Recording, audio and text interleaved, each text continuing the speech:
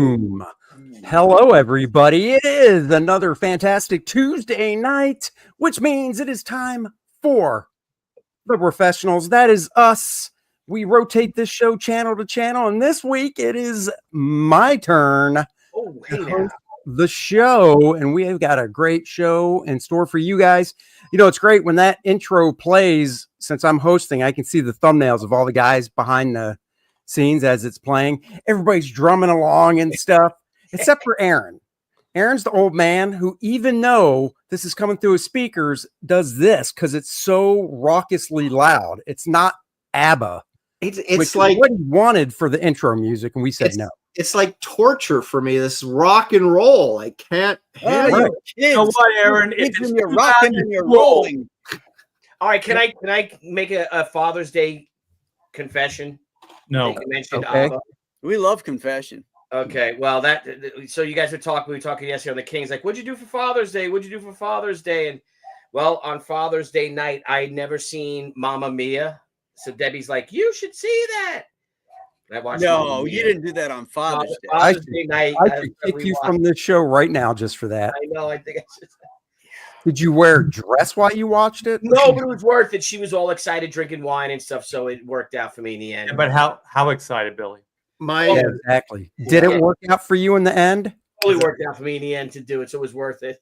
Okay, there you go. And she's like, well, now you know they have the sequel, Mamma Mia, Here We Go Again. We should watch that again. I love this because William was out with his friend and Matthew was was with his girlfriend, so we were by ourselves. So I'm like, yeah, sure, why not? Keep it going, baby. Yeah, let's see. Is there a third one too? You know, I'm like, I've still yet to see that Notebook movie. I haven't seen that either. So I actually have seen Mamma Mia. My daughter made me watch it. And They then looked like they were having fun making it. and then Mamma Mia 2, Cher shows up at the end as the That's grandmother. what she said. Cher's in it. That's exactly what wow. Spoiler alert next time. Brosnan starts singing. It's Oh. like, oh my God, it's like nails on a chalkboard. I know. It's like, why did they dub that? That was horrible. I know. It's like he can't even carry a tune. Why is he? Yeah. I've never watched it. It's that bad, huh? Oh my God. his singing is really bad. And Meryl Streep actually does a fairly decent job of Yeah. singing. She's fine. Yeah, she just overacted like the part where the winner takes it all, and he's Yeah. like, all he had to say was "honey." He's like, I divorced that chick. That's why. So Marcus says, I'll ad lib a little bit. Debbie was drinking wine, and then Billy took the little blue pill. Hey, I was watching ABBA. I didn't need it. I could have it anyway. If my There college you go. I might have got lucky. Well, hello. ABBA, the ABBA, the singing group is actually guilty pleasure. Some of that stuff's pretty Yeah, sure. Oh yeah, Yeah. it's great pop music. Yeah. Great pop music. The winner takes. So that's how it started. Oh, Like Aaron. movies. That's why I brought it. So that's how it started. Because she's like, well, do you remember that night we were in? And I'll be quick. We were in San Diego when that woman was there. Remember dinner? Oh yeah, Oh, the yeah. one where you still owe me money. Yeah, Yeah. Yes. I thought I paid you in super chats. I told you that they take like 30% of those super chats. Oh my god! You know He's this paying is you like, $1 at a time. this is like having a $1 credit super card. You don't owe me anything. So anyway, so Okay. Mark Benares, Debbie's like, and Mark Benares came up and she was pissed, Debbie, and I was completely oblivious to it. I'll show a picture, and she said when we were walking back to the hotel, I think you were walking with her. Yeah, with she Debbie. was letting me have it. Yeah, You and know? then Mark Benares just walked up behind her and said, "The winner takes it all." And she started laughing. So I'll show you a picture. Norris. So this is what Mark sends us. So I'm like, I gotta call Mark. I don't remember that. So here's All right, hold on. Let me full screen. I don't know if we should. So there's the woman Well, I guess you're going to now. who I thought was a doll, and there's Oh. Debbie. Look at Debbie. Yeah, I can see why.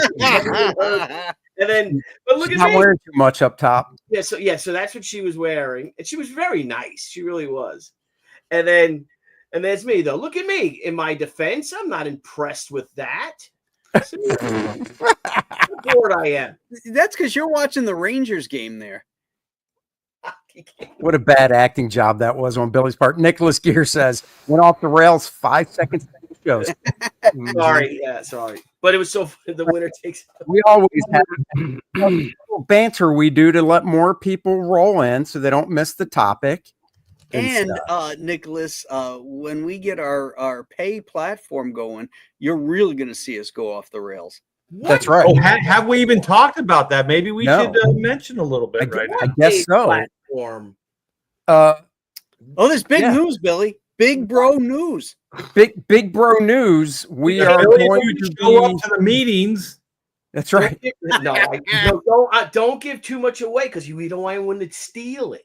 No. We're going to be launching a professional show on a specific platform, and it'll be subscriber based, and it won't be us talking about comics. It'll be everything but comics. Mm-hmm. So comics aren't off the table, but they're not off the table, but it needs to be more. It'll be more spacious.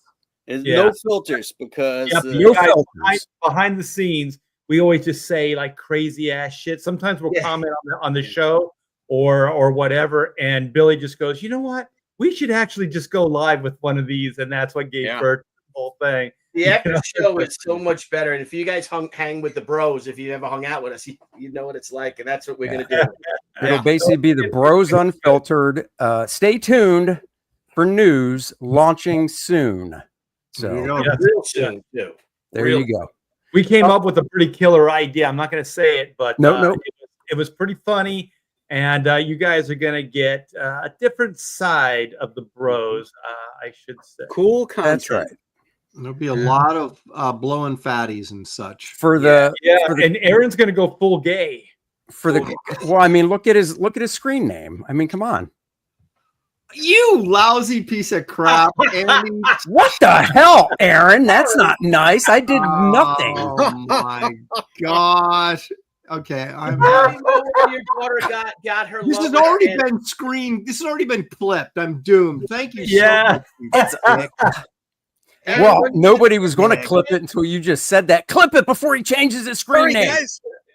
Aaron, what's your daughter's name again? I'm not saying anything. All right. Well, now we know where Aaron's daughter gets her love of dance. Well, you know when you're the fabric school guy. When your kid plays a sport, when your kid plays a sport and one parent is the coach. Well, I mean, Aaron was the dance coach. Yeah, he's got those little shoes with the wood in the toe, so he can tiptoe up and pirouette or whatever the crap it's called. So can Aaron change that back, or is that out of his control? Oh, there it is. My God, that language. Good Lord, Thibert has to go off the hook yet again. All right, well, let's get it back on the topic. So let me see. My worst nightmare topic today. What are we talking about? Hold on. Oh, no, I gotta get it back. What he's doing. Shut up. Andy doesn't know what he's doing. There it is. Okay. So, guys, I don't know if you ever knew about this video that C.B. Cebulski did on, I think the channel's Proco. And it's him giving portfolio tips for comic book artists. This video is a year old, and I just discovered it and was like, well, let me watch it and see what good old CB has to say. And I agreed with some things, and some things I did not. What's his Japanese name again?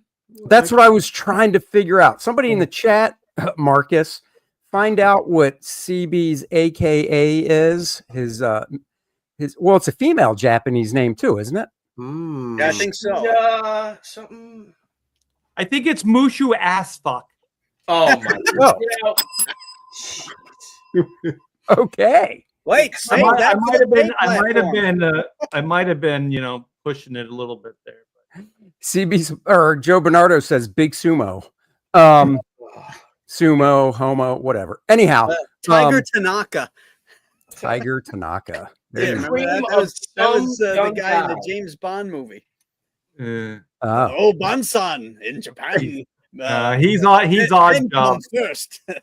Wait, are you talking about Chop Chop? What was that guy? Okay. No, Tiger Tanaka. Okay. I think Nicholas is not I don't think he's joking. He said Akira Yoshida, but I don't know if he's joking or not. And I think that's it. Are you serious? He literally used Akira as a first name. Well, it's a very popular name in Japan. I always think of the movie first, but okay. My Japanese name was Howl's Floating Castle. So no one picked up on it. So very hey, very we should nice. all give ourselves Japanese names, for this thing. Yeah, exactly. I'm That's changing a good mine. idea. Let's do that. Oh, I know I'm the word doing I'm going to use. I know what I'm doing. Billy knows more Japanese than I know. Akira Yoshida does. Well, How do you if I ask my wife, Oh, go ahead. if I ask my wife what my Japanese name is, she'd say it's Hung Lexum Smaboy. Tiger Tanaka. I think she was ragging on me when she said that. I don't know. Probably. Yeah. All right. Well, this video is only 7 minutes long, but we'll pause it after he gives us words of wisdom. Now, every now and then. say We have to anything, look Andy, at it we need to point. Hold on. Art. We need to point out that this is the editor-in-chief Yes. of Thank Marvel Comics, and this is the tips he's giving people for their portfolios. The Yeah. job that Stan Lee created. That's right. Now imagine So we are Stan giving ourselves reiterating this stuff. We are giving ourselves Japanese names, right? Because I just gave me. I just did. did. Chinko. Oh my God, Graham, you didn't. You didn't I type did. it in at least. It's still. I like the idea of. Oh wait, art- is it below? It's Yeah. under, Tiger Oh, it's Tanaka. underneath. Billy Yeah. did it right up top. Oh, gotcha. Oh, sorry. Yeah. I like the idea of Art Bukaki. Oh my God.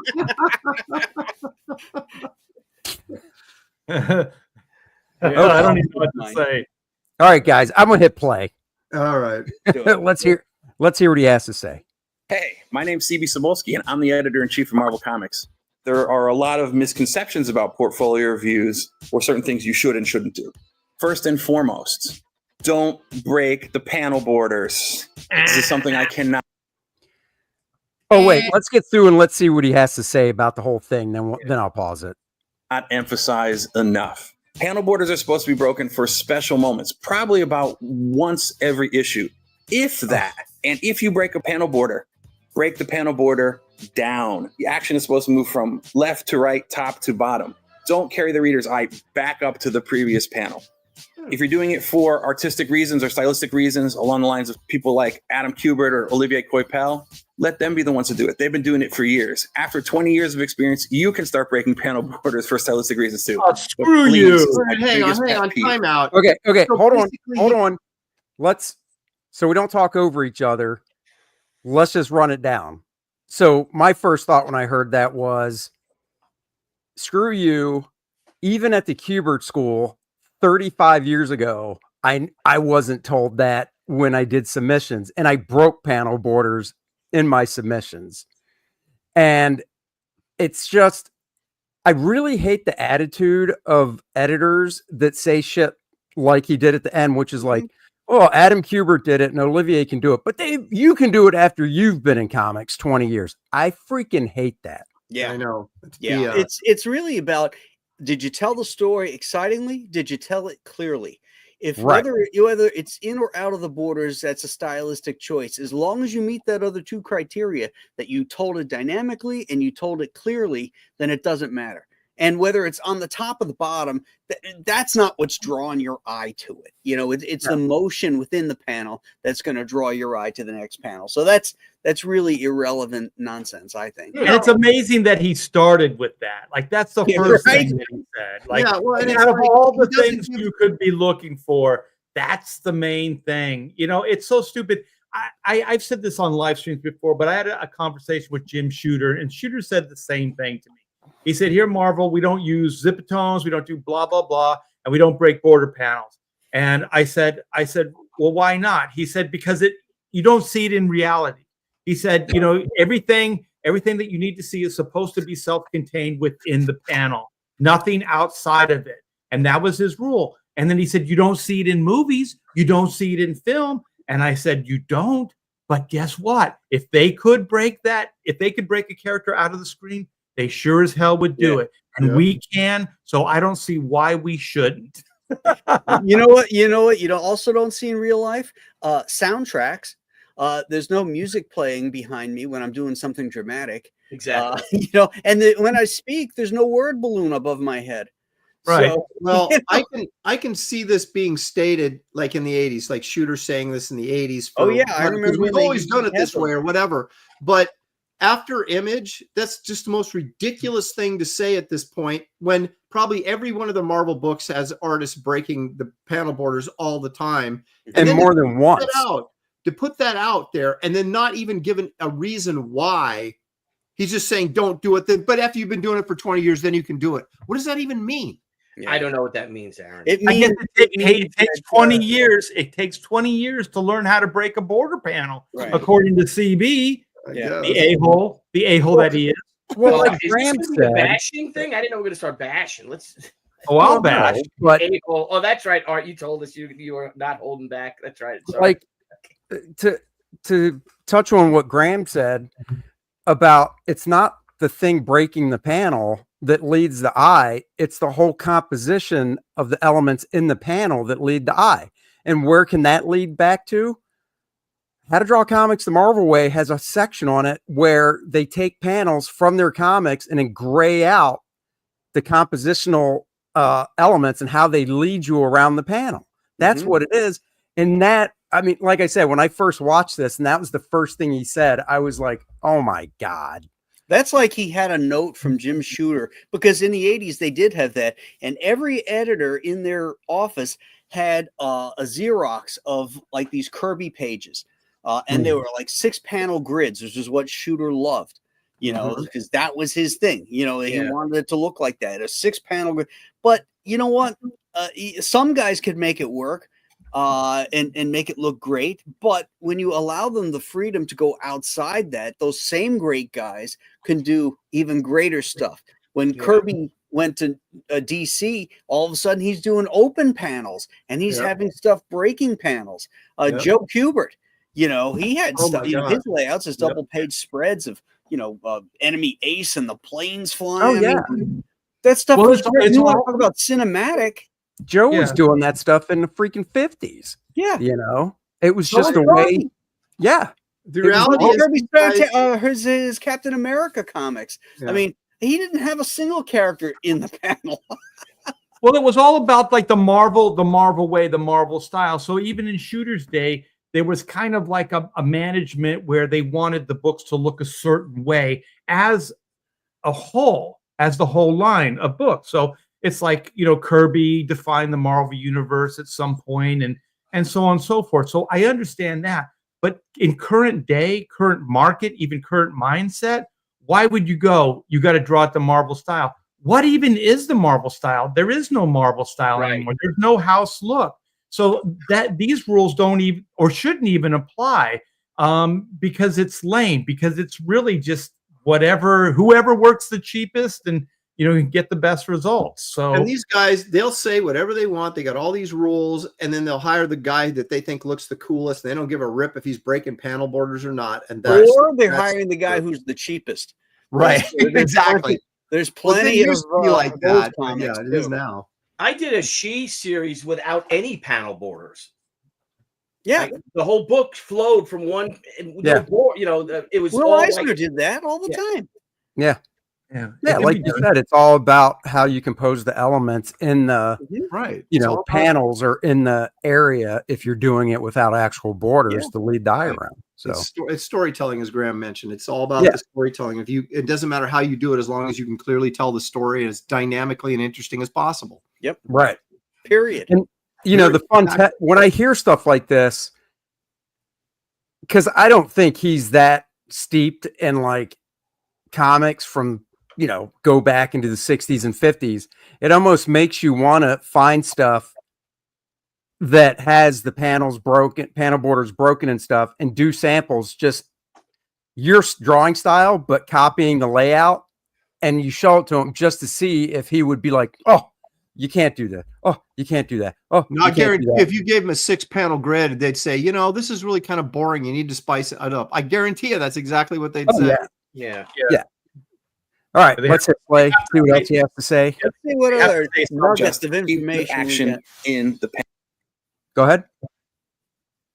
Oh, What? hold on. A couple super chats. Let me just read them real quick. $1.99 JDC. Yo, bros. What's up?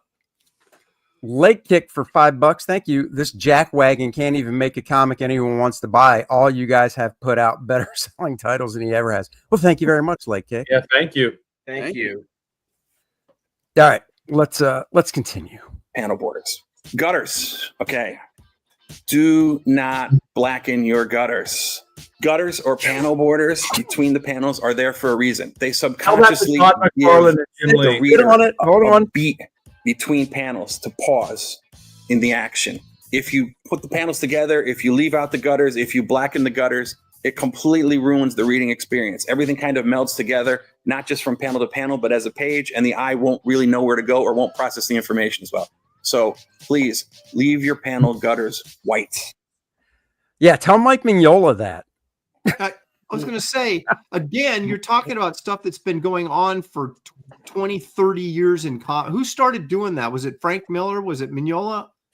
I don't even know. Yeah. Hold on, I'll honestly honestly just give say, Graham a full size. I'm not a big fan of black panel gutters, but to sit there and say don't do it when everyone's doing it is ridiculous. Again, Yeah, if it's at night or The a panel horror beats the film. same, whether it's Yeah. white or black. I mean, if This you're is what you can tell he's never read Will Eisner's book on sequential art, because that is the book, and I love it, where Will talks about the thickness of the gutter is also used for timing. right, If you want to create a longer beat, have a thicker gutter. If you want to create a faster transition from panel to panel, tighten it up. And sometimes or overlapping, which implies Right. the actions are kind of happening simultaneously or Right. really close together. Yeah. Yeah. Well, what the example I was going to use is when I was teaching, I just used an example of like a ball bouncing down or rolling downstairs. Doesn't matter, right? Over the course of like 4 panels. And I would do the width of the gutters, and I would show like with normal 1/4-inch gutters, and I would tighten it up to where it was just the width of the panel border outline. And you can see that the ball speeds through faster that way. So, I mean, it's just such another stupid never, which you shouldn't say. Look at CB's face right there. Hello, Newman. So there's that one. Let's see. Henry says your guys' commentary is so much more helpful than that guy. That's why we're here. that's Nope. right.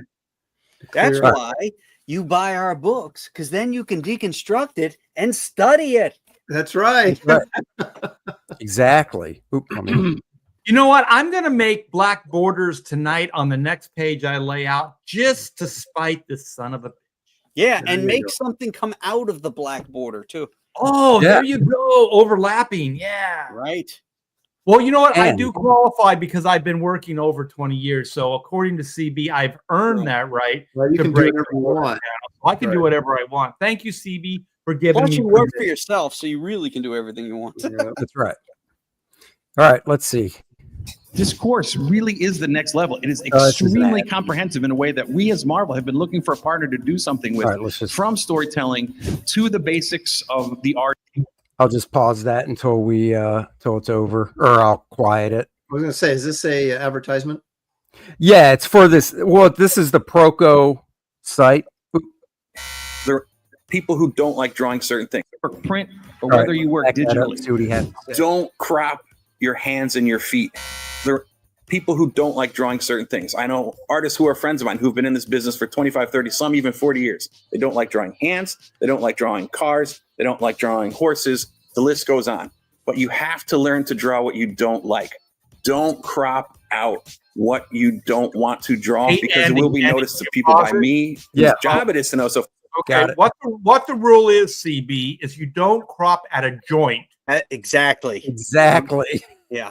That's the fucking rule, you idiot. Yeah. Oh my God. You can crop part of the hand, like let's say, like right there. Right there would be fine. There, Right. not good.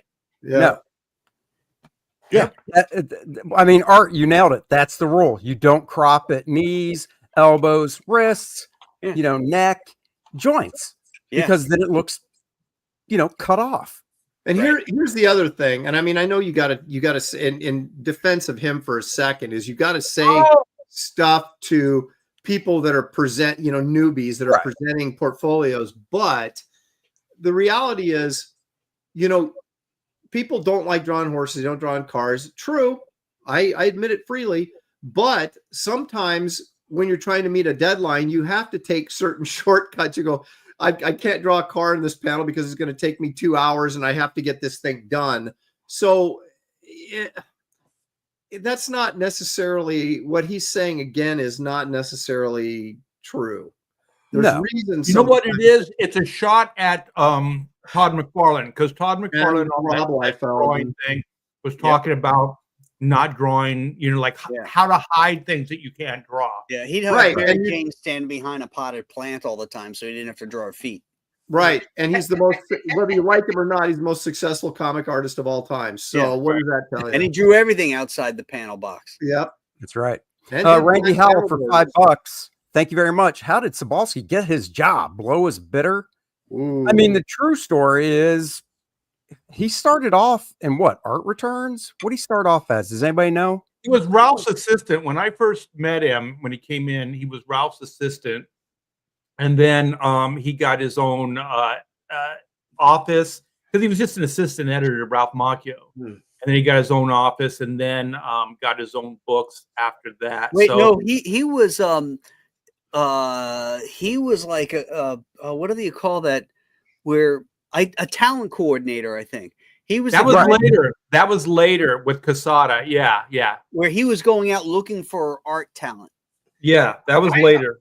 Yeah, I hung out with him one night, and I like CB, so I don't have any problems with him at all. But that's a lie. You do not. Yeah, I do. I actually. Not what you said earlier. Go ahead. Oh shit.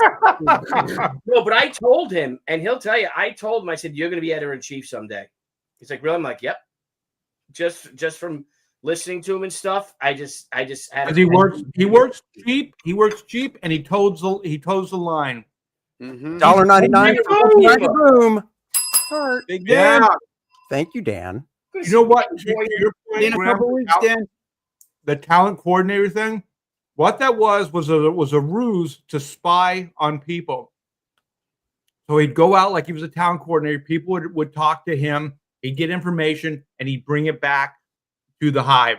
And that's what he did with me. And that's how I got fired, because he asked me a bunch of questions and then he used them against me. Then I got fired shortly after. So this guy's a weasel. Wow. It just amazes Billy, me. what do you have to say to that, Billy? I think that sounds pretty fucking weaselly. That's what I think it sounds. Well, like I said, I wasn't there, so I don't know. I'm not. Trust me, Billy. He'll screw you too. You guys have a lot more experience with him than I did. I would just hang out with him at, bars and shit like that. I never worked for him or worked with him. So. Right. Well, was he buying drinks? Because I'd hang out with him, let him buy me some drinks. I don't know. I always seem to be the one that was buying every fucking drink all the time. So except that dinner with Aaron. Yeah, except for me, he screwed me over. I'm tired of buying drinks for freeloaders. Yep, I'm going to be paying him in super chats. And I'm the cheapest guy you'd want to go out with to buy drinks, because I'll have one beer, maybe. You'll have a water on the rocks. Exactly. How much is with your dinner with your Malibu guys? How much is dinner? Is it like $12 each when you guys go out Saturday night? We actually split it up fairly, so it ends up being about 30 to 40, depending on how much booze you drink. Oh my god, man! Me and Graham Nolan never seem to have those $30 or $40 dinners, do we, Graham? No. We got to add more zeros. Yeah, we drink our dinners though when we're together usually. Yeah, you guys are not cheap dates. No, mine only get expensive when either my wife's there or my daughter or son is there, because I end up buying their dinner as well. And Shelley, she doesn't anymore, but she would have a drink or two. Yeah, she tied on. Ask Sergio Aragoni. She died. Hey, All she right. put a good dent in that German beer, if I Yeah, remember. right. well, you and her were just like, Yeah, oh, beer yeah. testers, man. Yeah. Nice. I got arthritis in my elbow from that. They're liters, so they're heavy too. So Yeah, I know the big old. Yeah. Well, Graham, you know what they say? You know what they say to that? War is hell. Yeah. That's right. Prost. All right, I'm going to hit play. Drinking German beers. all right. Let's Wait, see just what back he it up Stuff like just that. a couple But it- seconds. Because Okay. Will be noticed by the reader. It is very obvious. And if you don't like to draw it, practice drawing it. Keep drawing it. Get better at it. Put it in the panels to make sure that you get better at it, or find different ways to hide it in the panels rather than just crop it out. Speaking of What? horses and So hands he's and telling you cars, hide it. This guy contradicts himself. Yeah. constantly. I mean, I honestly, so far, we've heard three things, and none of these three things were ever mentioned when I was putting my portfolio together in my senior year at the Kubert School. None of these Not were one mentioned. of these three things is worth a shit as far as your portfolio goes either. Yeah, you can't fucking draw. Well, I guess now Well, you can. this should be about storytelling. This should be about Right. guys. This Not is what rules, but storytelling. right, Yeah. or rules to storytelling even. But these are just like arbitrary. Yeah. Don't put 7 panels on a page. Don't draw a horse with whatever. Also, the reason I hate this stuff is because young and impressionable artists listen to people like this. They take it to heart, and then they bring that into their mindset. And I'm telling you right now, if there's anybody listening that is thinking this guy has his shit together, he does not. These are all bullshit things, and they have no bearing on real comic book storytelling. So Yep. you gotta be careful who you listen to and who you Well, take because to one heart. of the things is, and Aaron kind of touched on it, is, Aaron said if you went with a portfolio of 6-panel grids for the 4 sample pages, they'd be like, oh, this is too boring, old school, whatever. And it's true, because the other thing too is, just listening to CB, if you do your pages listening to him so far, they could be like, do you even look at Marvel Comics? You want to work at this company, you need to be up to the standards of what the guys we have working here already do. Flip through, oh, look, they're breaking borders, they're doing this, they're doing that. Yeah. Yeah, you would want to Textbook is emulate right because here. it's popular. You've Yeah. got the textbooks. Buy the Marvel comics that are selling, that have their best artists, and deconstruct them. What Yeah. are they doing? Right. How are they telling a story excitingly and interestingly and clearly? That's how you punch up your portfolio. You don't have arbitrary rules like, oh, you can't go outside this border and get that in your head. And now you've got this constipation going on in your work. You've got to have this energy and not be constrained by these nonsense rules, but tell it excitingly, tell it clearly, and then your portfolio will really shine. Yep. Yeah, 100%. All right. Hit and play. use reference. It's extremely important. And don't just use other comic books as reference. Go out and experience life. Take life drawing classes. It's like go out, you take your did, right, sketchbook, CB? go out into the street, sit on a bench, Go to draw Japan. people, draw cars. What's that? Did you I say said, go to the gym? Japan. Oh, go to Japan. I thought you said go to the gym. Yeah. I Both love no. this Well, that this too. whole show is worth just listening to Art, not even letting he just sets Art off in I 4 hate this seconds. guy. I really do. Yeah, there's Like- a few people in my life that I hate, and this is one of them. Well, the thing about this so far is everything that he's saying, and it's true. You do have to draw everything. That's part of being a comic book artist. You have to. I mean, there's nothing not true about that. But he's just giving us cliches that we've heard for 30 years, and he's not giving us any so far. It's not giving us any insight. If you're at Marvel and you want to have the best company or whatever editor-in-chief you're at, and you want your company to be the best. Again, you should be producing videos that if the purpose is really to train people or to get them thinking in the mindset to get into your company, you need to be really talking about those type of things. This seems like this is just sort of an arbitrary public service announcement that we have to put out there, but there isn't any sort of real insight into any of this so far. Yeah, You know what it all sounds like? They hire people right off of like Behance. You know, half these books like they came off a Behance portfolio. You know what also it sounds like to me is, if we've all been there, Hollywood is notorious for this, is giving you reasons why they're going to pass on you. This is not like trying to help. It's like, these are reasons to pass. So anybody that hears this and then they see a bad portfolio and then they go, you broke the border panel. That's not what we're looking for. See ya. You know, because none of this is really going to help a young storyteller. None of it. Yeah, but they don't want news. They have their guys, right? They have their studios, if it's Filipinos or whatever. Yeah, Brazilians. They don't want to look at new portfolio. They don't want to try to find anybody, especially if you're a writer too. Forget it. They want to find new people that are cheaper than the old people. Right. You know, so like, you know, they got to go down the Antarctic to find people now that are cheaper than the people they're hiring. But no, Art is exactly right. That's exactly what this is. This is to give them excuses so that when they see your portfolio, they don't have to tell you suck. They can just say, well, you're not doing it the Marvel way, try again or whatever. Because that's all this is. And you know, the reality is 90% of the portfolios they see are not someone you would hire. Right. So, but they have to do this as a PR. But I would still like to see it be actually helpful, you know, rather than just lip service tropes. Yeah, exactly.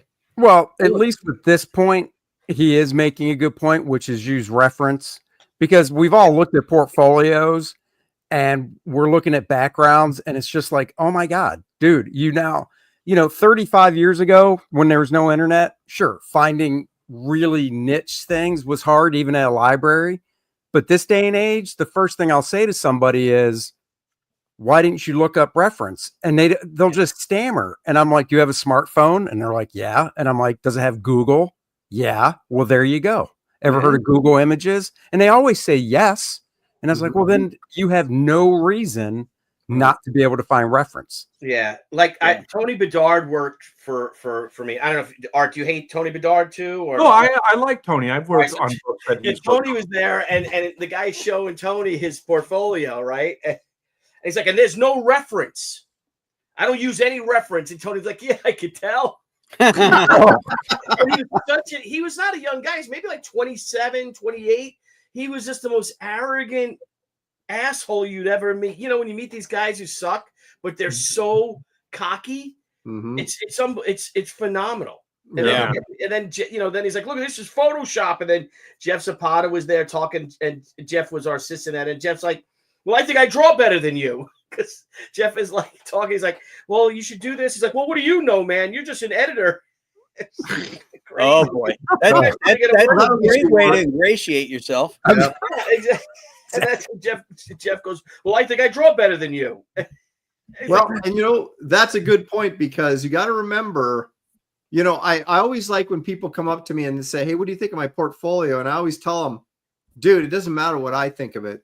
It only matters what the editor that's going to hire you thinks of it. So I said, you can benefit by going to talk to artists and getting some pointers and stuff, but you need to go talk to editors and then listen to what they say about your, because some of them actually will give you insights, or if you can read in between the lines of editor speak, if they're telling you your stuff is boring or your figure work isn't good or all this other kind of stuff, those are the people you need to impress, because they're the ones that are giving you the job. Paul Taylor for $10. Thank you, Paul. Hail and good evening, bros in chat. What a taskmaster Andy is, demanding people use Google. I know, but I tell him to do it on Safe Search. This is funny. Sleeping Psychopathy says, LMFAO, as a woman who recently turned 27, I really didn't need to hear that that's not young. Well, compared to us sleeping, you're way young. Yeah, you're a baby. My youngest daughter is 28. I was going to say, compared to us, you're the age of our kids. So. Yeah. All our kids are in their 20s. And that's why we're so fucking miserable. Oh. All right, you're let's still hit play. paying for college, Billy, so that's why you're miserable. Mine Yeah, are yeah, all you're married. Cars, draw trucks, draw trains, draw buildings. Oh, people who Draw- can't draw buildings, who wait, just do wait. boxes with, fake windows in them. Yeah, who does that? Nobody does that. No, Nobody does that. But there's something too that I like to recommend is when you draw, like you said, draw cars, draw buildings, draw horses, draw a bath every Saturday. Oh, Yeah. Treat Make sure you have that yourself. wooden Draw table that. that stretches across that you can nice put your play book on the and wine English glass words there, on. William. Thank you, my friend. Thank you. Listen to some Yanni. Spread out. Get some Yanni. bubble. Spread out. You ever feel that when you're in the bath? You're just like, ah. I need some Yanni. Yeah, I don't take baths. I was gonna say I can't even tell you the last time I took a bath. Yeah. Yeah, me Well, too. I got a spa bath though. If you mean pissing in the ocean, then yes, I take baths. But I have never pissed in the ocean.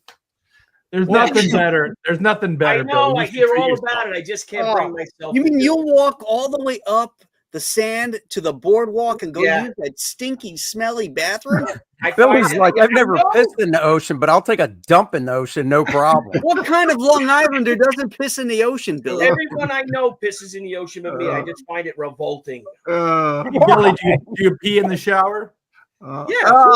That's gross. Come on. Oh now. my God, are you kidding? Yeah, sometimes when I'm by myself, I do too. Oh. I'm not saying that's gross. I'm saying Aaron going, oh my God, peeing in the shower, that's gross. Get out of here. That's not gross. Yeah. Aaron. Everyone does it. You know you do it. Even women I do it, have right? never done it. More importantly, do you think CB pees in the shower? That's the important part. Yeah. Well, No, he takes baths. He has that walk-in tub, probably. Okay. Good. Go out and look at what a building really looks like, especially when you're drawing Marvel Comics. You're going to draw New York City. There's water towers, there's window panes, there's ledges, there's gargoyles, there's all kinds of things that go into the architecture. There's those buildings with crosses and X's and little squares yeah. that don't look like any real buildings. Yeah, you're right. And it works perfect. Look, You it's, know? it's a rectangle, and look over his back there on the left. There, you've got just a bunch of shapes that indicate that these are kind of buildings. They don't look like any real buildings. Can you see him going up to JR Jr. to Johnny like, Johnny, you got to redo all these buildings. Yeah, CB says your buildings stink. Yeah. Well, wait, we probably didn't get to the part yet where he goes, unless you've been doing it for 20 some years, then you can do whatever you want. He'd Now, have the a other heart stuff attack is, over Jack Kirby. It's about imparting the idea of it. Right, There's no building tops that look like this, but New York City rooftops can look like this. Sure, they have water towers and stuff like that. It's like Jack Kirby when he would draw, Sergeant Fury and drawing his Thompson. Jack was drawing that out of memory because he probably carried one in World War II. But it's not accurate. The details on it aren't accurate, but you know what it is. It's the same thing here. It's the impression of these buildings and the feeling of New York is more important than the accuracy. Right. And the other thing here that's important is that cityscape back there is a background element. It's just providing some depth. You're not supposed to be looking at the intricacies of those buildings. You're looking at your two heroes. Yeah. And so again, you know what? I have some advice for CB that, to be editor-in-chief, I think you should go back and look at some really good editor-in-chiefs and take some notes and figure out how to do your job. Just saying. Yeah. Silence. No, I was just reading some of the chats. Okay, I'm gonna hit play. That's what I was doing.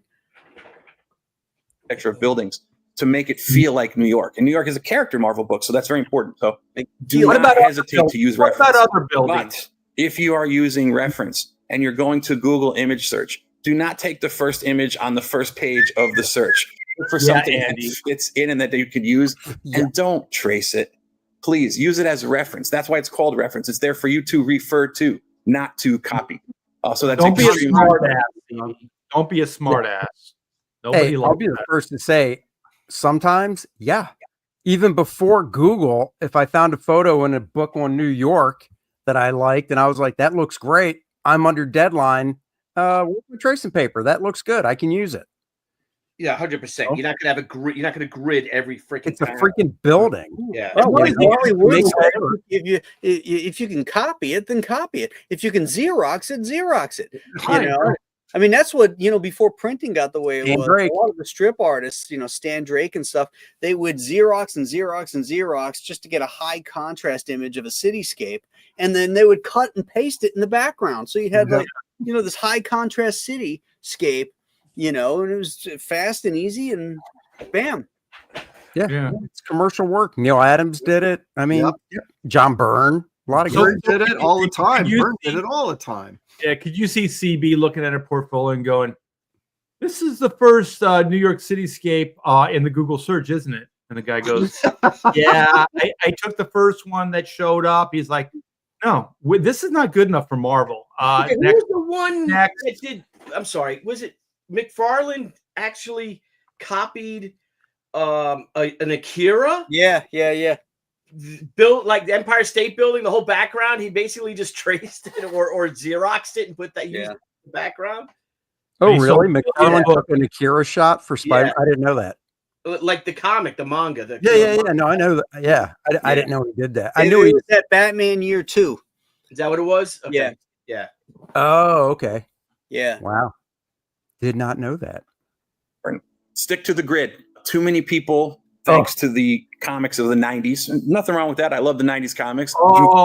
Here it comes. As a beginning artist, as someone who's submitting your portfolio review to Marvel, who's someone who hasn't worked for us yet, stick to the grid. Learn the rules of how to tell a story before you break those rules.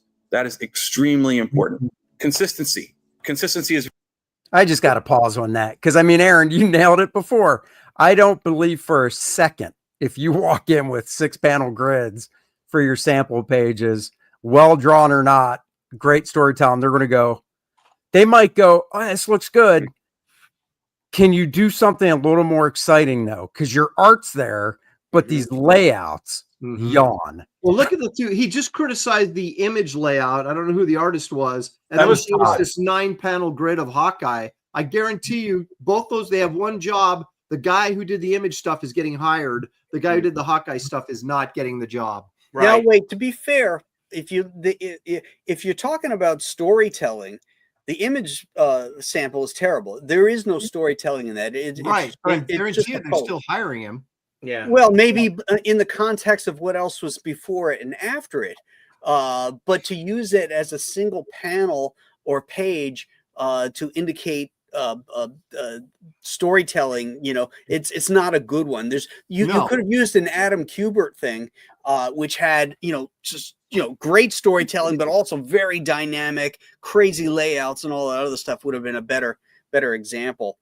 Yeah, but there's already been a couple digs at the indie guys and the early Marvel, like the Marvel 90s guys, because he said the feet, the ankles, that's Todd, and then he just took another jab at Todd right here. So these guys are going after. He's got an agenda here for sure. It's been 30 years for God. Yes, there it is. Yeah, get over it. And the black borders. Yeah, get over it, man. You know what this is convincing me to do? In the Rand book, my next book, it takes place in 93 area. I'm going to do a double page spread or a splash like that. Like Well, one of the how many copies of that Spider-Man 16 you think sold? What's that? Oh, that's what that. Oh, no, it's Spider-Man 16. I'll bet you that CB would drop a load to get those kind of numbers. Yep. Oh yeah. Hell, I drop a load for that. But also, let me throw this out there, and I wonder how much truth is in this. Marvel in the last 10 years, last 5 years, they've had these very average artists doing very boring work, and it's pretty much what they've been producing. Are they trying to justify what their books look like now and saying, "Oh, that exciting, fun stuff from the 90s, that's terrible. We don't want you to do that. We want you to do this." Yeah, I think they're still fighting that battle. Like they lost in the 90s. Image Comics was formed. They lost the war. and they're still trying to get it back somehow. I mean, I worked after Image Comics. I went back to work at Marvel, and they still had a mat on, and that's why I think it went from a visual to a writer's medium, because after that it became like the writer, artist secondary. And I think that these guys just had such a mat on with the 90s thing that they can't cope. They just can't cope. Who was the editor-in-chief when Image broke away? Was it DeFalco? Yes, I think it was. Yeah, and then Bob Harris took over after that. And Harris, yeah, and he had a hard on against them. Yeah. Oh yeah. Yeah. Well, I mean, look at this. This is, it's well drawn, and it's, I guess the storytelling's clear, but it's dull. It's boring. And it's like there's a dozen ways you could do this page that would be way more interesting. But it's like I just don't understand this sort of thought process for comic book storytelling, where it's like, well, let's just make everybody look like a real human being, and don't really do anything too dynamic. We want it all just to be, and it's like, God, this is like the dull, boring. We spent a whole page on Hawkeye gratifying himself by hitting a couple of holes in one. Or here's the thing too. Now, the point of this, I don't know the actual story, like why Hawkeye's doing this or whatever, but it's Hawkeye. He's taking the easiest shots in the world for him, right? Yeah. So if he's actually practicing, wouldn't he be like doing leaps and weird cool stuff, shooting up? Well, remember when Byrne used to draw him in West Coast Avengers? Yeah, he'd be like flying and jumping and doing all what he's doing, it's called a Robin Hood. You see, splits an arrow, right? Oh yeah. And I did one. You could do one. Yeah, you don't even have to be Hawkeye to do it. You could be Billy and do it. It's it's whatever they call it. But look, I Robin Hood it. See? Mm-hmm. How does Billy always have the perfect photograph and the perfect like prop to make his points? It's awesome. He's prepared. I know, it's like he's got a whole box of stuff, I mean, it looks like and again, here's an issue with the storytelling here that now that I look at it closely, it's not like he's shooting it, out on the field somewhere. His arrows are going over the trees, so like this target must be like a mile away or something. Like, how do you even see it? Yeah. See how it's arcing, in that 6th panel. Right. Yeah. So again, it's not a really good example of storytelling because it's not clear. No, you're right. You're right. I would have opened it up with just you see an arrow flying over like over the trees, and then talk, right? Yeah. And then another one talk, and then go to show it's him doing it, Yeah. Either way, like you're saying, Billy, like go from the target and then pull back and see how far he's actually sailing these arrows. Yeah, this doesn't give you any idea, and like Graham said, it's only that one panel that kind of gives you a clue, that the arrow's going over those trees there. Well, and what's the purpose of panels 1 and 2? They're the same panel, just from a different angle. It's like, why are we deconstructing time here and drawing this out for what purpose? Mm-hmm. It's just boring. It's not drama. It's just. Or you set it up and he just keeps sending these arrows, like you do multiple panels like that. And then you flip the page and you see all the arrows splitting each other, but it's like miles away. So you don't really know where he's shooting it. Like you just see, it's like, what the hell's he doing? And so real quick, this is that's good. I'm going to share a different screen, courtesy of Joe Bernardo. Hey, Joe Bernardo. Yes, that's what I was thinking, Joe. Yeah. Exactly. That's like danger room level practicing for Hawkeye. Right. Exactly. And it's interesting. Now suddenly he's practicing, but it's still cool to look at. Instead of when can we get through this boring page of Hawkeye showing off for himself or whatever. And oh God, look, he's wearing a costume. Yeah. Even though he's not on an adventure. Because in Marvel Comics now, you only put a costume on when it's time to go on an adventure. Which maybe in real life, but in comics, I've always said it. I want Captain America walking into the kitchen to get a cup of coffee in his freaking uniform. Yeah. With his mask up, not down. Yeah. No one's buying those pages of him walking around in his gym shorts, getting if he had his costume on, that's another thing. Because you know what? CB is full of shit. It's inside of RC Right. there. You guys Let's see. We're a little more. We're halfway through. Learn the rules of how to tell a story before you break those rules. That is extremely important. You don't even know the rules. Consistency is very important, especially in facial features and hands and hair. The two best ways to tell a story visually are through the use of hands and with body language. And there has to be a consistency to the features in each character, the shape of the eyes, the distance between the eyes, the size of the hands, the size of the fingers, the length of the arms. Focus on that consistency. One of the biggest mistakes I see all the time is different lengths of body. Once again, he has yet to talk about really storytelling, establishing shots, the different types of shots, varying your shots on a page, moving the camera around. The panels across the page. Mm-hmm. Yeah. Yeah. This is all nonsense. I mean, the length of their arms and their hands, what is that? That's ridiculous. That's pretty funny. That's ridiculous. Does everybody know who Peter Griffin is? Yeah. Yes. Okay. Yeah, we're looking at him. Right.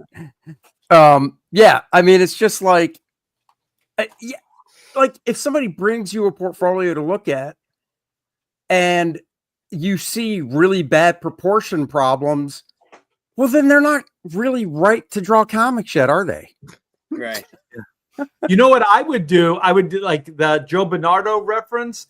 I would go, make your comic storytelling interesting, intriguing, pick the most dynamic, interesting shots to do. And then he shows us the most boring page of Hawkeye just shooting a target. And the only thing that makes it cool is the shot that you can barely understand. And that's, flying over the trees. Yeah. It's like, this is nuts. This is crazy. This is the blind leading the blind. This is how not to get hired in comics. Yeah, this is how not to do good comics. Yeah. Parts, different facial features that don't align, and you can't tell who the characters are, much less understand what the story is as you move through the comic. So very important to pay attention to. And one other rule that I always tell people is, and it's more of something to keep in mind than it is a rule. There is a fine line between inspiration and imitation. That is extremely important to keep in mind because every artist, every comic book artist has artists that you love, other comics that you look at, someone you want to grow up to draw like. There's no problem with that. We all start out that way. What was that, Art? I said sometimes there's a race that you like and you become that race and you change your name. This okay. I have a problem with this. This is disingenuous. Okay, what he's saying right here, because if they can't hire Travis Charest, they're going to hire whoever draws just like him. Right. If they don't, there is so many guys.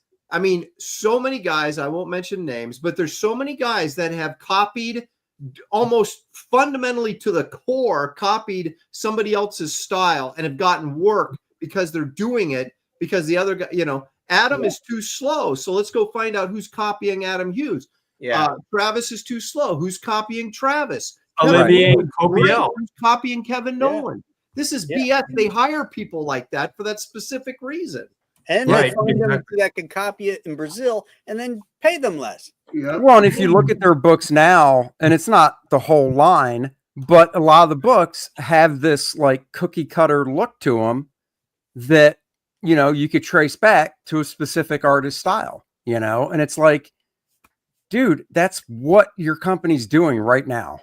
Yeah, I mean, I agree with him. I think it's if you're just totally ripping off another artist, I don't like that in terms of professional integrity. I hate that. But for them to say not to do it when that's all they do is hire people to do that. Come on. Yeah. And also the thing is, like the Beatles did copy tunes. They were listening to other things, and they were learning songs from other people. Everybody starts somewhere, and usually it's by copying something.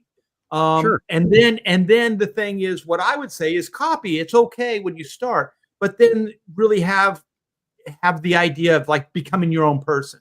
Right. Trying to have your own voice within the industry, things like that. And don't get too hung up on it, because usually it will come organically, unless you're one of those guys that just really locked into that one style, which we do see. But most people are emulating something, and then they just kind of progress into their own thing. Right. It's filtered through their vision, but I see a lot of guys that are been professionals that are looking for a way to solidify their work or to their ability to get hired, so they're getting regular work, things like that have been drawing for a long time, and then they'll start emulating somebody that's really successful, and they'll draw just like them, and then suddenly they're getting work.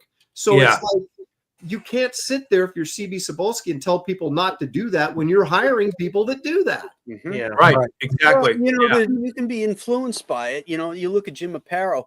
He had been working around the same time as Neil Adams, but he said everybody was influenced by Adams, and he had that same type of ad agency background, so he understood what Adams was doing, and he brought that through his own filters. So you had that Neil Adams style with Kniff style black placement, which created the Jim Aparo style.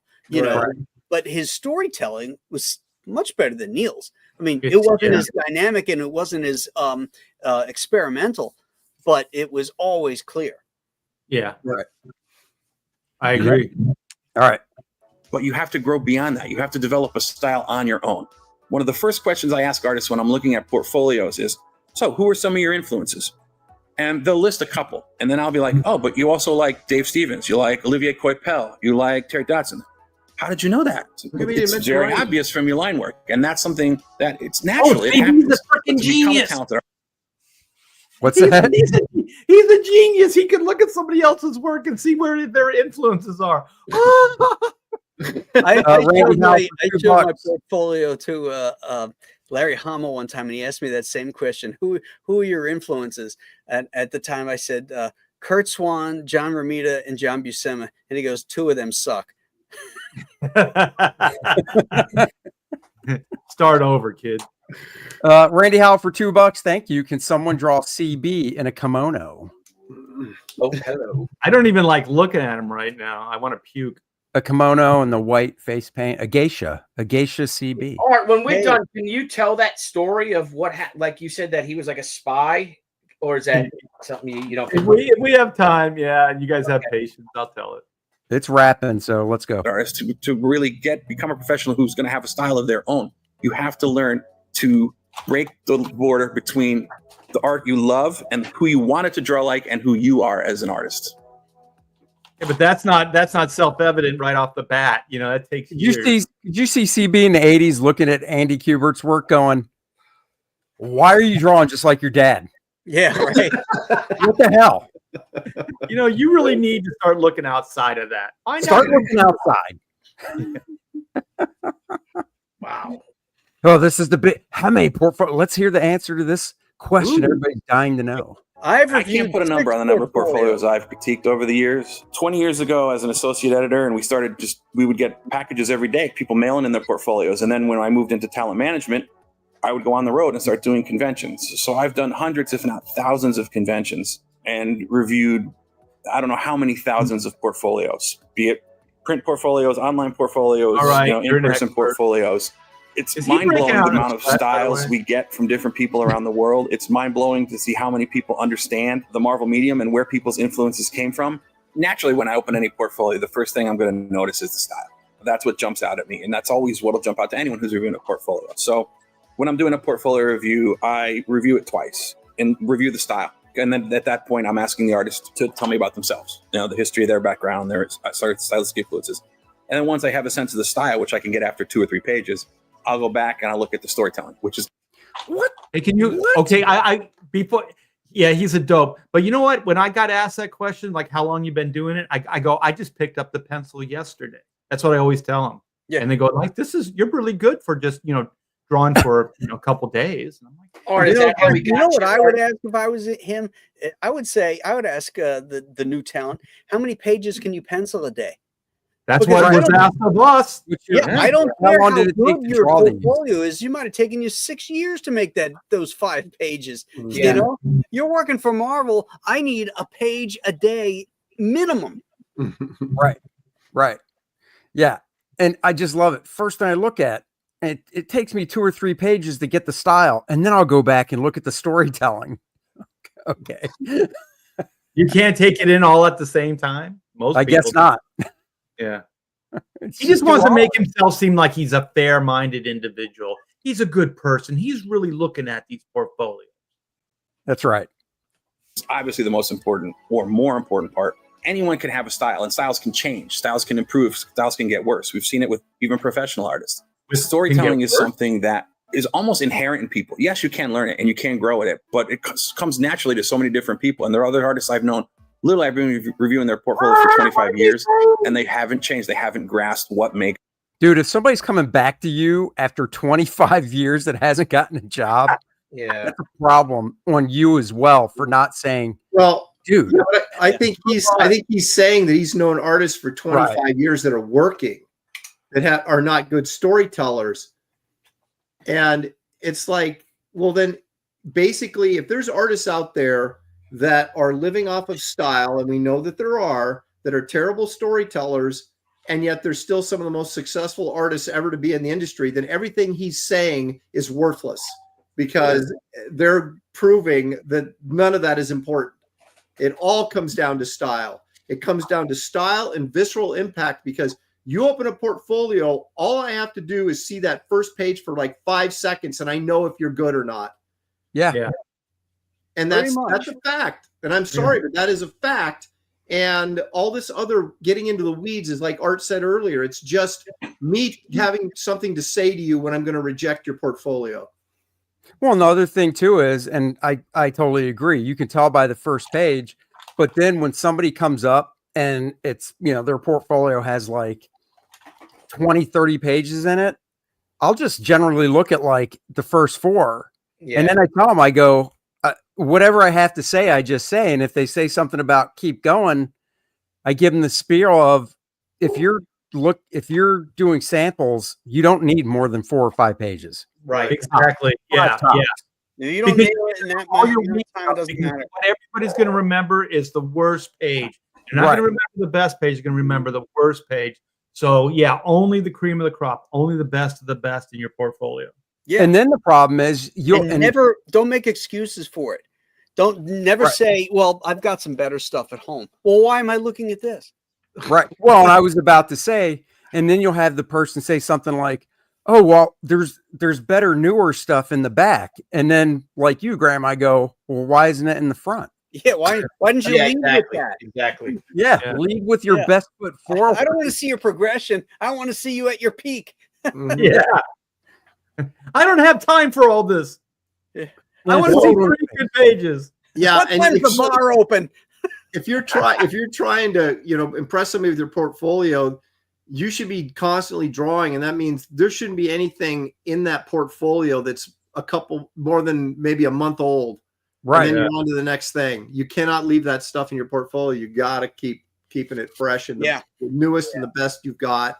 Yep. And you're right. It's only a couple pages. You don't need 20 pages, Yeah. Nope. I remember one time when I was in Germany for a convention, and the guys come up to you, and this one guy comes up to me, German dude, and showed me his portfolio, and I was doing what CB, I'm like, oh, so what are your influences? What artists do you like? And he fucking slaps me. He goes, "We will ask the questions." Graham's joke. Oh my God. Now Billy's stealing other people's material. Yeah, at least I gave him credit for it. Yeah, but you butchered it. Okay, how many pat downs in between these cuts do you think CB's getting his brow wiped? Right? That guy's he's sweating bullets, man. You can tell. Well, when you lie, you tend to sweat. That's true. That's true. And if you're about 200 pounds overweight. Well, there's that too. All right, we're almost done. Good Let's storytelling. it. It's that combination of foreground and background, the way to use body language to move a character from panel to panel. the way to lay out a page in the most efficient way to make sure that the character gets from point A to point B where they need to, block the shots and make sure that, you know, there's a consistency between all the imagery. That's where comic books come in most handy as a reference. When you're designing and drawing and coming up with ideas, you know, there's a reference outside the world. And I know I said earlier, don't look at comic books for reference. Look at comic books for storytelling. That's what comic books are all about. That's the magic of comics. Is Look at that with movies a for pencil storytelling. and ink, someone has gone in there. There's and no told a gutters story on these with their panels. own hand and their own mind from scratch, and is moving and those they're characters all in a breaking way the that panel. is so natural that your eye is picking up on it, your brain is reading it, and you're enjoying it. Storytelling, storytelling, storytelling. Well, Oh there you my go. gosh, that last artwork, what the hell was that? Oh, I don't my- know. I don't even know what that was from. It didn't even look like.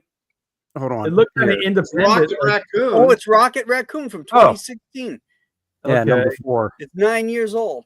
What story? He's saying storytelling, and he's showing us this page. I can't Yeah, even tell yeah. what's going on. Right. The Yeah. coloring doesn't help either. No. This is a complete disaster Yeah, it is. for storytelling. Yes, absolutely. And look, you want to talk about something you shouldn't do? This dude's breaking the panel down here, but up top, his arm's not breaking the panel. Right. So it just looks And- weird. And his action line is going away from the panel below it. Yeah. Right. And the gutters are black. Look. Yeah, and there's no there's no gutters. There is no gutter, really. There's no gutters. Those are just panel, you know, the width of the panel. Blind, yeah. Great So- example, CB. Yeah. I'm calling foul, CB. Don't listen to CB, anybody. Don't Yeah. do it. He hit a home run with the examples he showed. You got to be dynamic. Here's Hawkeye shooting an arrow, not wearing a costume. Right. Yawn. Yeah. And then Joe Bernardo shows that, you know, it has a better example of Hawkeye. Well, you And he can just just found any it Marvel wrong. comic from the day. It's a better example. Yep. You know, Yep. I mean, their whole edict used to be never have them standing around. You know, Yep. have them doing stuff. You know, Right. You know, like when Buscema would have to draw the Avengers, and they were, you know, sitting around Avengers Mansion and stuff like that. You know, they weren't just sitting there like this. You know, the one guy's like reaching over. You know, the other guy's like scratching his balls. You know, I mean, everybody was doing something really dynamic. You know, Yeah. Because the thing was, it's like nothing's throwaway. So everything should say something about the character. So the Fantastic Four one is like what you're saying. They're all sitting around at a dinner table or whatever. So one of their coffees is cold. So, you know, Johnny's heating it up with his finger, and right? you know, so you have like very character specific things. So even when they're in their civilian life, it still says something about their character. And because you don't have a lot of time, man, you know as well as I do, when we're blocking out these news stories, you're always like, oh shit, I wish I had 2 more pages, right? But I just can't do it. So you have to figure out the best way to do that. Yeah. And so nothing's throwaway. And those old comics were the best at it, man. John Byrne, Buscema, yeah, those guys. Was it Kirby? Yeah. Well, yeah, their talking head pages were cool, Yeah. Yeah. you know? And I don't mean it literally like it was just close-ups like you see these days sometimes. I just mean in general, just a talking page between, you know, Captain America and Thor was cool to look at. Yeah. You know, Yeah, what Stan used to tell the artist back in the day, back in the 60s, you know, when they're trying to learn this Marvel method, you know, that they're trying to do, he would tell the artist to watch silent films because of the style of acting in silent films. You know, everything was played using a theatrical term to the back row, you know. Right. So, you know, there would be over the top expressions of fear or anger or even happiness, laughing and stuff like that.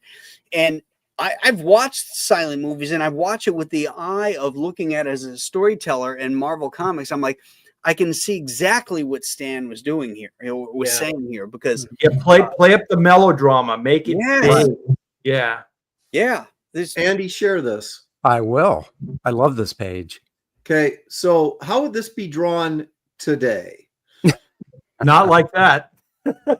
No, you almost it's an easy, well, we know this was done from a plot style, but let's just say it was full script.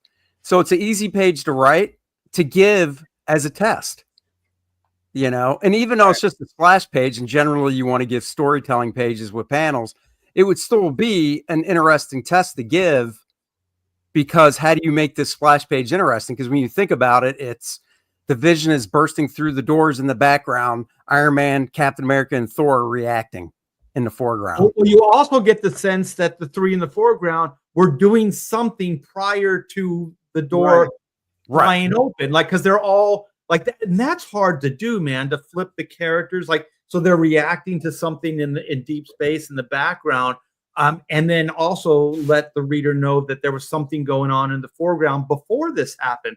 So you kind of get this idea that there was something happen prior to the Vision showing up, and that's not easy to do. Look at the dynamics of it all. It's perfect. And this beachhead Earth. It's freaking I mean, it's melodrama, and that's what comics, you know, kind of gotten away from. Like I said, they become television shows now, episodic television shows with people standing around talking. And there's a great splash page. I was looking for it. Andy, I'm sure you'll know this one. Amazing Adventures #8 with Thor and Black Bolt, the Neil Adams issue. But the opening page is in the Avengers room, and they're looking at a TV monitor of this black militant guy and or Black Bolt. I know exactly what you're talking about. And Giant Man is like sitting, he's like in the back, he's in the foreground, but looking forward, and his hand is out like that against the monitor, and a Scarlet Witch and Captain America are a little bit closer to the screen. It just has this incredible depth, and it's just them standing around looking at a monitor. But all right, just stop trying to describe it. I'll just show it. Oh, you found it? Excellent. Of course. Come on. It's Neil Adams again, but you know, he's a good example of a guy who puts dynamics into his work. There. Look at that. Look at that.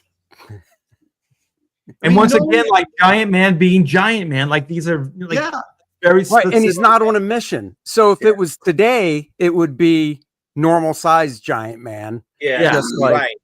Yeah. Share mine, Andy. Oh, okay. Okay, got it.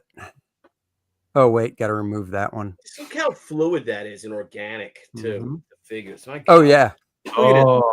This is just people sitting around a table, but you know, he puts all this, the horizon line at eye level, so you've got the roofing area and then the below part all arcing around, and they're just sitting around talking. But the body language on some of those scrawls, I forget who that guy is from Captain. Star Fox on the left. Star Fox, yeah. He's kind of like leaning into it, you know. The depth in this is great too. Yeah, this is just an awesome page. You know, this is the kind of shit that he should be showing.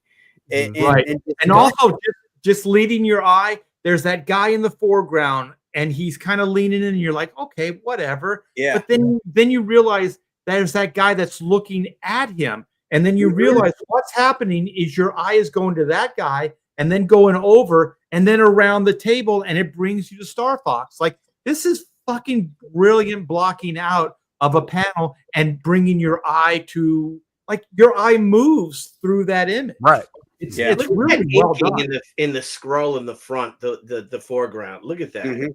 The back and everything. Yeah, it's well done. Yeah, it's just this is the kind of comics where you're like, that's Buscema. This is what I want to see. This is John. Okay. Yeah, it's John Buscema. Yeah. Or you can get a 9-panel grid of Hawkeye target practicing. Yeah. This is what we're looking at. I would never even put that out there, man. Because if I was looking for new talent for Black and White or like Hackshag Comics, I'd go, here's what we're looking for. It's a 9-panel grid of some guy doing something mundane, you know, shooting an arrow at a target. Woohoo! That's the high bar, baby. Yeah, these are the gripping stories that we want. CB is representing the mighty Marvel. This is Marvel Comics, man. Yeah, it's like the How to Draw Comics the Marvel way, but he's telling you how to do it like by the distinguished competition, as they used to say. You know, the before shots. You know. Where Buscema shows, you know, a guy like just standing there holding a cigar like this, and then he shows you the Marvel way, and the guy's like, Yeah. leaning into it. Or Jay Jonah, slamming Yes. his chest, Yeah. from that high angle, and Yeah. You know what? Exactly. What dawned on me is like, it's like shit in, shit out, right? So CB's using these weird examples as like, this is kind of what Marvel's looking at. And then looking for, and then you look at those books and it's exactly what he's talking about. Right. You know what I mean? Like, it's like this is what they're looking for. And so this is what they're getting. Where in our day, like you said, Graham, storytelling, deadlines. Can you do those things? Like, style was like way down the line. Yeah, that was an extra. Yeah. If you had a good look, and then most of the time, like in the day, they would, if you were good at those things, they would hook you up with an inker or an embellisher that had a style that could give you something visually to look at, Let me ask you guys something. Do you think that, let's say, Joe Schmo goes up to Marvel Comics with that splash page, right? That I just had up there, that he just drew it, and John Buscema never existed. Yeah. And he showed that portfolio to these young editors up at Marvel today, or even to C.B. Cebulski. Do you think that guy would have a job? I would like to hope so, Yeah, but I don't know if I could say flat out no, because it is drawn really well. Right. And yeah, it's tough.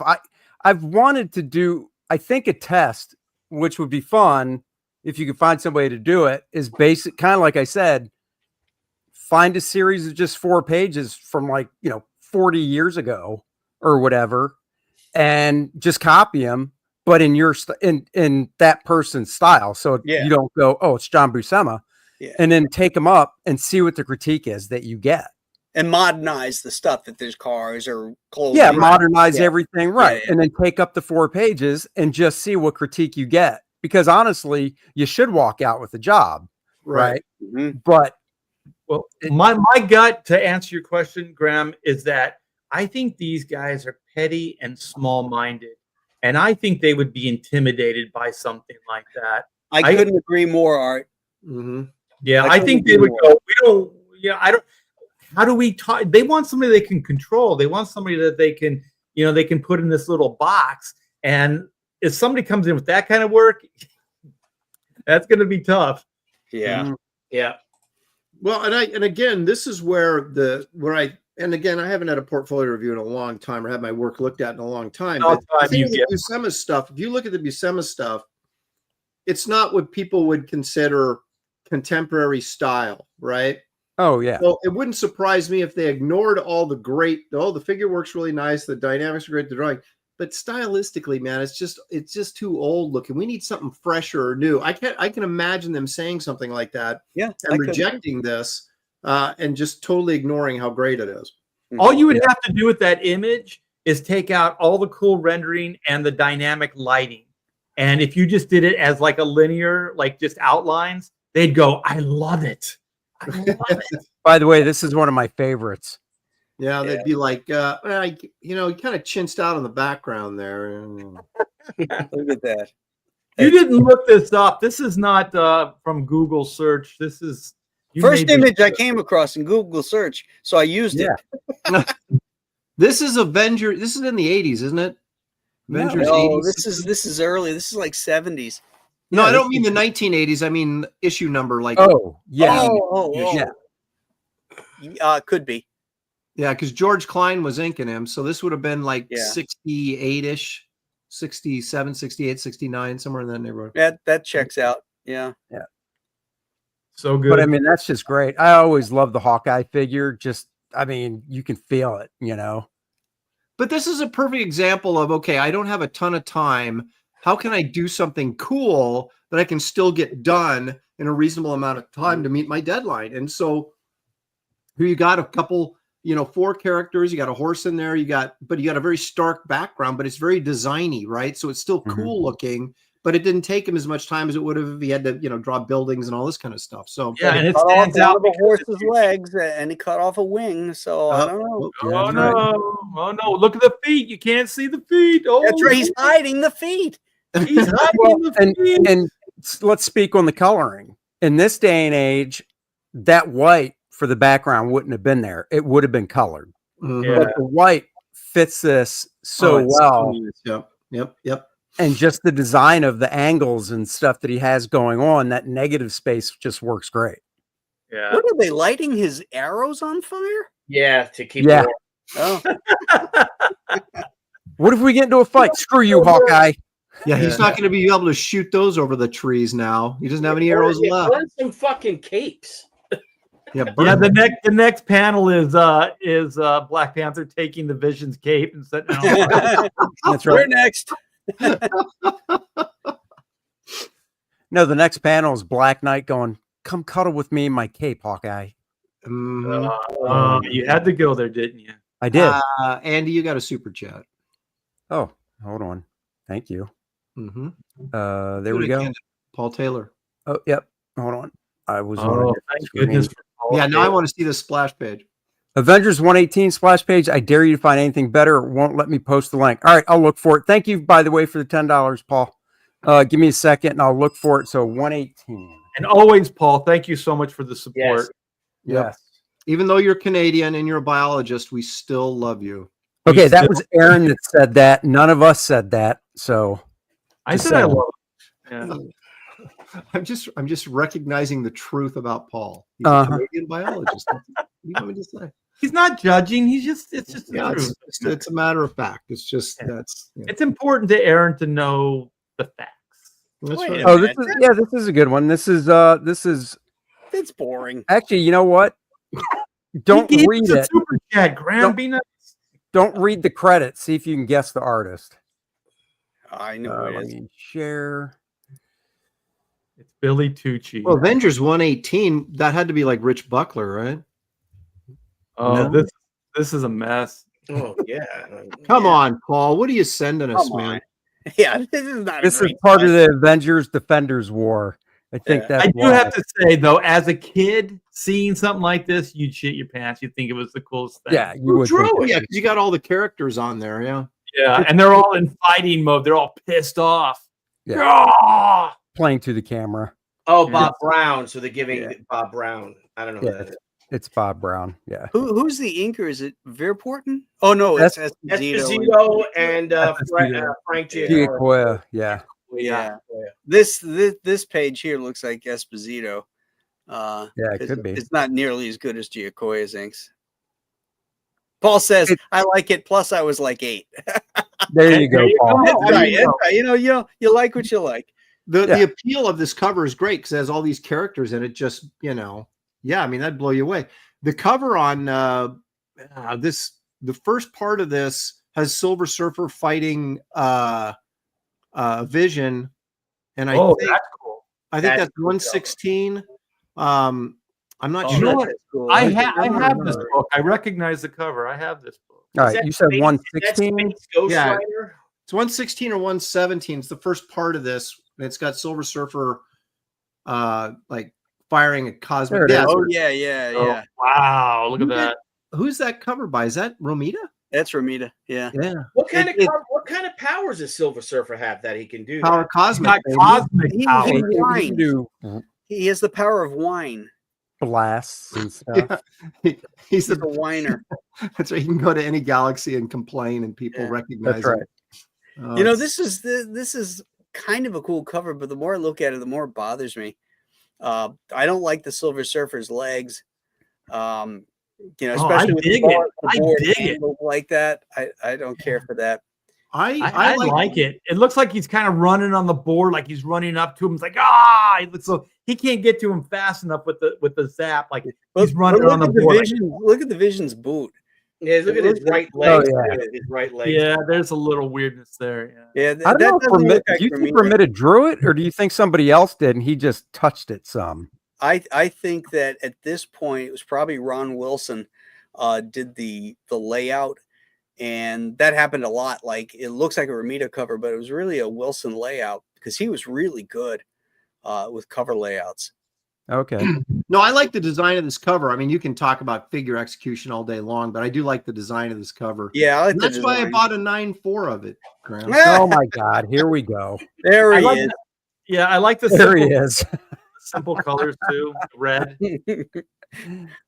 You know, I actually found I found the inspiration for Graham to start lifting weights, and I found well, not the inspiration, but the ad that he saw. Yeah, it is the inspiration. Oh, why is it behind us? Damn it. Do you know how to use StreamYard, Andy? Shut your mouth. In the background. That's okay. I'll add it. And then Andy's our tech guy too. That's weird. Andy got up at 1:20 this morning to take his kid to work and is kind of tired. Leave me alone. Yeah, well, there's some Never. Yeah, well, you know, I support my kid, unlike you. You don't support my kid, Art. That's what I'm saying. You should. Yeah, Art, why don't you support this kid? This. Graham saw this and was like, yes. 16 pounds in 14 days. What is he Hell in yeah. there? 165? What's that? What's he weigh in the second picture? 149 to 165. 140 to 165. Okay. 16 pounds in 2 weeks, man. Yeah. Well, packed it on. Yeah, 16 pounds. The only way you can do that is like if you got a colon full of shit. Well, I can put on 16 pounds of fat in about 2 weeks. I can't put on the muscle that quick, but that's right. Nobody can. That's right. Well, you know, guys, wait a minute, hang on. Wait a minute, one more thing before you go. What are you doing? Well, I want to share this because Art of Roy brought it up in the chat, and I happen to. He says this is his favorite cover from the '60s. I love this cover too, and it's the first. Oh yeah, adamantium. Yep, I do. Yeah. Oh yeah, that's John. I love it, even though it's a back shot. I love that Iron Man. Yeah, yeah, freaking love it. Yeah, what's going on in it? What's I got that? a nice. It's Giant Man trying to get the Wasp because he. Yeah, that's what it looks like. I think it's a really cool design. And the first, like I said, the first appearance of or mention of adamantium is in this comic. And I also have an ear mint copy of it. So I'm just saying. Yeah, we know. Yeah. Well, Do you notice the way the Avengers is arcing and then the way Iron Man is fitting in there? That's like it was all planned, right? Yeah. Oh yeah. Now that. Oh, okay. Who drew this issue? Do you remember off the top of your head, Aaron? That's Buscema. No, who drew the inside? Boy, I want to. Was it Sal or John? I'll show you. I'll go with Don Heck. You think it was Don Heck? No, not this late. No, Not not Don Heck. No, it wasn't Don Heck. It couldn't have been. Oh God. Barry Smith. That's right. I forgot. Barry Smith. Yes. What? I had Barry. this issue too. Not in a 9.8, but See, It's like Barry was like, I'm going to bring some realistic, aspects to like Jack Kirby's drawing style, and it just doesn't work, man. Would Marvel hire Barry Smith today if he brought these in? I don't think so. I don't think so. Yeah. Ooh. Oh my God. Because I think Barry That did hand. 2 issues. I think he did 66 and 67. I think. Is this like when he's young? Yeah, this is before I Conan. always love that picture of Iron Man there. I didn't realize that was Barry who drew that. Yeah, it's kind of Kirby-esque, but still not. Yeah, quite. I like that a lot. It's And I chunky like and that. thick. I like that little side shot of Iron Man with his eye there too. That's kind of an interesting, unexpected sort of layout choice there. Yeah. Well, he did this issue. I think maybe the one after, but he did a few right around 100 as well. Because I think he Yeah, did he do those are 100. Those, he did issue 100. He did like. Oh, 90. CB, the Vision's head is outside that panel border. Yeah. Oh boy. What's going on? It's 2 panels. He's breaking up 2 panels. Yeah. 3. He's actually invaded 3 panels. Yeah, He is a panel unto himself. Right. I was going to say Oh my he's his own God. panel. and there's no panel border in panel 2. Oh my gosh. Oh, And there's an open panel. Panel 2 is I open. really like this. That's what I page. mean. There's no border up top there. Oh, okay. Yeah. I really like the layout of this page, the design. of Yeah, this I page. think it's great. Yeah, I like it too. I like It's it too. clear. It's dynamic. Yeah, Iron Man up there at the top It's is awesome. interesting. it's Yeah. funny because like obviously he's doing a Kirby, but the tech to me looks more Jim Steranko doing Kirby tech Yes, that's a than Steranko Barry layout Windsor in a Smith lot of trying ways. to do Kirby tech. And there's a Polaroid or an old black or a black and white or a faded color photo of whoever posed for that Vision down there. Yeah. Oh, probably. Yeah. That's definitely like with a sheet over him or something, like Yeah. like Jeffrey Jones or somebody like that. He's asking in the boat. Yeah, he didn't go to Google search for that one. No, he didn't. This actually does look more like Steranko than Kirby, doesn't it? Yeah, it does. It does, yeah. That first panel looked very Kirby-esque, but Mhm. there's more Steranko here, I think, than Kirby. Right, but if you take Steranko when Steranko was still like kind of doing his Kirby stuff before he totally went Steranko, that's what this kind of looks like. Now these guys were all fans, right? Barry Smith and Walt. They grew up comic fans, right? Yeah. Yeah. That's the first generation, right? Yeah.